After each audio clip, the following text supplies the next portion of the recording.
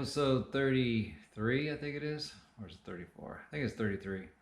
This episode, I make a new cross member for the transmission out of the torsion bar cross member. I cut out the factory cross member that holds the tranny, and I fix the Weber, finally fix the air cleaner, and adjust the float, start the LED lights, headlights, and make a new 2-inch exhaust.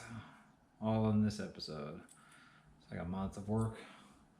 So Joy 33, what are you doing there, dog? Episode, I think it's 33. Alright, so I got the exhaust collector redesigned here. I'm trying to get it higher, close to the frame, and farther away from the tranny. So I took a U-bend, cut it in half, weld it on, trying to get level with the frame. That cross member is going to go away. There's going to be a new one here for the tranny, so that's the plan. Here's my new and improved high flow, high performance Y pipe. I don't forget what you call it. Down pipe. So I cut off all the squiggly stuff down here and I made it higher and bigger. And it was pretty rusty about near the end, so there was actually one hole that was about to go through on this layer. So yeah, you can see right there, 2-inch inside diameter. Probably should have done bigger because I may do a KA one day. But that's the plan. 2-inch exhaust all over to the class pack. Yeah, this is the stock torsion bar cross member. It's removable. You can see it's pretty beefy. It's like it's 11 gauge, if not more. It's got some extra reinforcement tabs. But the interesting thing is it's a single bolt. One bolt on each side and held the torsion bars. The newer trucks, they have 4 bolts, like the D21s, removable torsion bars. But the thing I hate about torsion bar cross members, you usually have to remove them to pull the tranny out. This one actually I think was so far back. I did put the tranny in from the top without taking it out. It's the first time I've ever taken it out. But I'm going to relocate it. I'm going to make it a transmission cross member because the transmission cross member currently is really just a rigid cross member with a removable spacer. So I'm going to get rid of that spacer and mount the tranny mount on here. My plan is to cut down here. I need to get rid of this space anyways and this dead weight. Put a flat plate, put the tranny mount here, and then chop off measured it right here just a little bit, because when I move this mount farther forward where the tranny is, the frame is actually narrower. So I need to lose a little space here, remove all this. I'd love to get these out, which I could do it. I could cut these out on the top. It'd be a pain. Just leave them for now. I have to trim here, but the goal is to get the exhaust through this little whoop-de-doo here. I may even move the cross member over a tickle just to get this to line up with my exhaust. Probably be easier to move the exhaust to line up here, but it's already got a straight shot. So that's kind of the plan. So I gotta get rid of this. I gotta make this skinnier, and I gotta make new frame mounts. I think this would be cool. And then yeah, and I clean it up. It's nice, strong, beefy. There's no point in throwing it away when I gotta make another cross member. Might as well repurpose this one. I think it'll be the perfect height, but nice and flush on the bottom of the truck. I can put the tranny mount wherever here. Got a good 1.5 inches to play with. My goal is to get this side as high as possible. So I guess the first thing we'll do is we'll cut down, start with 1 bite, and see what that is. I think that'll be too high of a tranny. And we'll just keep moving this up until this fits the tranny. And by the way, I measured the tranny mount, the center of the tranny mount to the back of the block. This is the only thing I think to measure. It's 520 millimeters, or 520 centimeters, 520 millimeters, which is ironic, or like 521. So just a coincidence. Let's start chopping. So here's my cross member idea. I took a piece of it's like 2x6 or whatever it is, It's like 3/16. Cut off a sliver, cut it diagonally, or drill 2 holes. These are going to be my frame mounts, either like that or like that. Haven't decided yet. Maybe like that. And then I took the original torsion bar cross member, chopped off 2 inches. I know it's 2 inches because I put a piece of 2-inch slap on here. My plan is to basically section the cross member down 1.5 inches or so on each side. Put these back on. I may move the cross member lefty righty to get to line up with the cross mount. You can see that'll just sit on there like that. The cross member's in the middle, or I could even go the other way, have it on the frame like that. This will sit on top. Originally this was a standard bolt 9/16 head. I don't know what size it was, some weird. It was 24 pitch or 25 pitch, so I'll upgrade that to metric. Put some new bolts in there. It's kind of weird there's only 1 bolt holding the train in. Every transmission cross member I've ever taken out has always been 2 bolts on each side, maybe even 3. Everything I've had from 74 to the newest thing I've taken apart. Took apart a D40 cross member. That has like 8 bolts. But that was an 05. Anyways, so I guess the next step is weld these onto the frame, and then we'll put the cross member up and weld it back together. I'll put a piece of 2-inch strap across the middle. Look what just arrived. I finally got some modern LED headlights. I'm not sure about, not real big on the look of these, but I like the look of these. I was gonna get the ones that look like that, but they're LEDs, but the only reason I bought these is they got the daytime running lights, which I've always hated, but I don't know. These are pretty cheap. They're like $50 for 4, so $60, $70. So I'm gonna run these, and I think I'm gonna run all 4 lows and all 4 highs, which means I'm gonna have to rewire some stuff. But that light blue, whoa! I think that light blue. I just noticed it's all white in there. It exploded in there. I don't think that was like that before. Well, one of these lights was out, but that exploded in there. It makes sense, because I know one of these doesn't work. Oh, that's funny. So that's the high beams. So that one doesn't work. So I've got 3 high beams.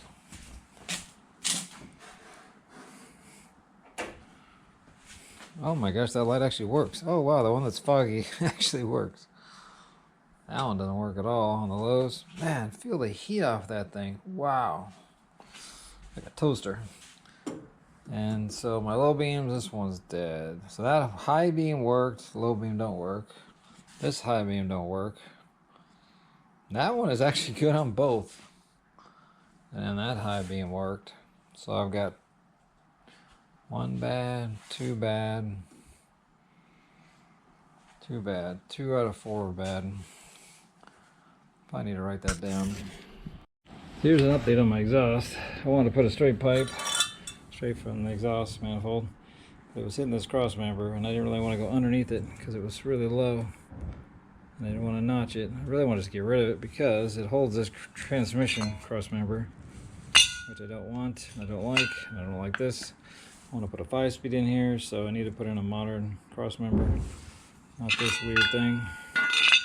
So I cut it all out. So now I can get my exhaust in there. I don't know if you can see it. Oh, you can kind of see. Oh, that was fun. Fun. Alright, let's see the damage. Oh, ow. Oh, this sucks. You gotta really love Datsun to be doing this crap. Oh. That's what's left of my cross member. Looks pretty good with just sawzall action. And the other side looks the same. So I've got my drive shaft supported. This is the official way to do it, by the way. Use the transmission jack on your drive shaft to hold the proper angle. I already measured it. It was 6 degrees, which I thought was kind of odd. But it's holding it where it was. And now I can put the cross member about here. I think that's what it was. Oh, I'm exhausted. That was fun. I just love using a Sawzall upside down cutting steel, getting peppered in steel. Oh, taking up one little drop at a time. What a fun way to spend your day off work. Oh, ow. Oh, this 5-speed better be worth it. Alright, so here's my plan. So here's my new tranny crossmember mounts. I just measured the 4-speed from the front of the bell housing to the center of the mounting holes. It's 490 millimeters. The 3-speed auto is 532. 42 millimeter difference. Shoot, I just made those 32 millimeter difference. Oh no, I gotta drill another hole. Stand by. Alright, so I screwed that up. I think I made these holes. What the hell did I make them? Yeah, about 32. That's alright. So basically these holes are kind of, you'll see underneath. That's kind of for the future 5-speed. This is for the 4-speed. I think there's supposed to be another 10 millimeter off. So I got drilling holes, or I think I'm going to make a new cross member for the 5-speed.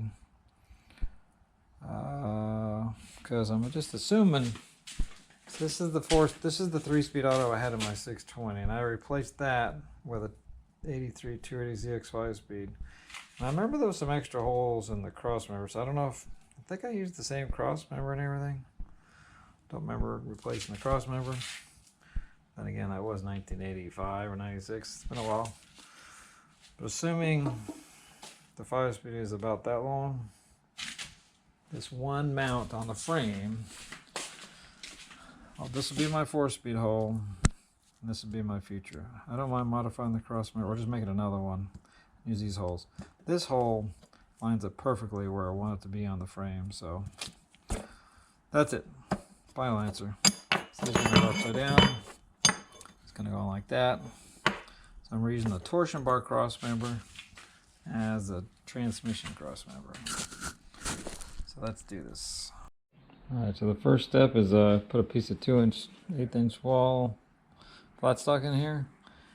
Now I'm going to go and hold it up against the tranny. I've got the modified tranny mount in there. I don't think I've shown you that. Here's the original 521 frame mount, so I'm replacing this. So I took this bracket, cut it straight across here. Here's all that's left. I basically put it back in the mount upside down. My original idea was just to drill through holes and put nutserts or whatever, kind of like the newer D21s, 720s, etc. I think instead I'm just going to flip it over, weld it on here, and this will be my new mount. 2 bolts, 2 bolts. So it'll be just as simple as the new stuff. These are grounded down more, but I was gonna sell both these mounts and buy one D21 mount, but I was like, I got 2 of these things, might as well chop them up and make it work. Alright, so I just mocked it up under the truck. This is where it was, and this is where it needs to be. I need to take off exactly 2 inches on each side. I think this is exactly 2 inches. Yeah, this bar is 2 inches. So, yeah, this was 2 inches. I gotta cut 2 inches off each side. It'd really help if I could just kind of overlap it and pop it back in there. Just cut off a little bit. But it's not gonna go inside there. I don't want to try to remove that. That is really welded in good. It's welded here. It's about welded here. It's a lot of work to get that reinforcement out. So I think my only choice is to go straight across. Here's my new cross member. It's all installed, heavily tacked. Now I'm going to lower the transmission jack that's holding the direction. Transmission didn't fall out. God, it's an ugly cross member, I'll admit it. I basically flipped the cross member upside down. Oh, but look at my exhaust. That's beautiful. It's way up high now. I don't think it ever was that high stock. And it can actually bend up a little bit, just sitting there loose. But now my exhaust clears. And now I can get to my drive shaft bolts. I can get to all of my cables, everything. Everything's reachable. Got rid of one extra cross member, 2 extra bolts.